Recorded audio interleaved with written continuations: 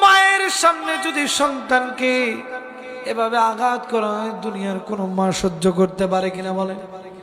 মা কাঁদতেছে, ঘোড়ার মতো চিৎকার দিচ্ছে, কেন যেন হঠাৎ করে দাসিয়াসিতা হেসে উঠলেন।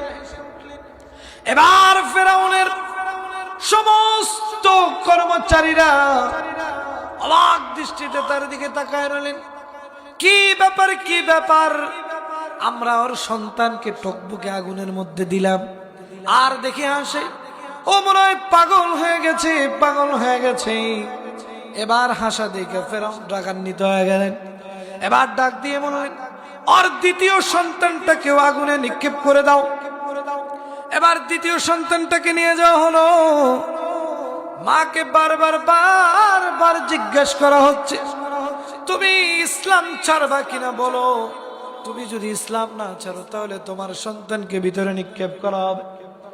এবার সেই 6 বছরের সন্তান, আল্লাহ রাব্বুল আলামিন এই সন্তানের মধ্যে একটা ঈমানি তাজাল্লি ঢুকায় দিলেন। সেই সন্তান মাকে ডাক দিয়ে বলতেছে, ওগো মা, দুনিয়াতে তুমি একটু কষ্ট করো, আমাদের শোক একটু ভুলে থাকো গো মা। ও মা গো, তুমি যেটা টকবকে জ্বলন্ত আগুন দেখছো, ওগো মা, আমি তো সেইখানে জান্নাতের বিছানা দেখি গো মা।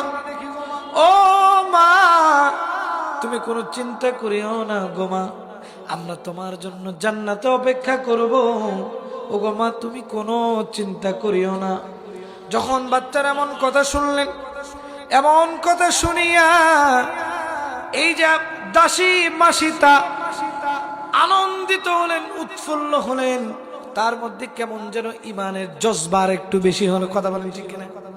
যদি সন্তান, আপনার যদি ছোট সন্তান ইসলামের জন্য লড়াই করতে যাবে, যদি সে আপনাকে সাহস দেয়, তাহলে ইমান বাড়বে না কমবে? অবশ্যই বাড়বে। এবার মা ডাক দিয়ে বলতেছো, বাবা তুমি চিন্তা করো না, চিন্তা করো না।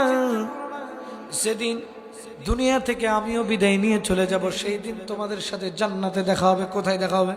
জান্নাতে দেখা হবে। আরে বাবাজি, এবার সেই 6 বছরের ছোট্ট বালকটাকে নিয়ে গিয়ে টকবকে আগুনের মধ্যে ফেলায় দেওয়া হলো। সেই বাচ্চা কান্দে, মাও কান্দে। মা যতই শক্ত হোক না কেন, সন্তানের যদি কষ্ট দেখে, জীবনে কোনোদিন কোনো মা বাবা সহ্য করতে পারবে না।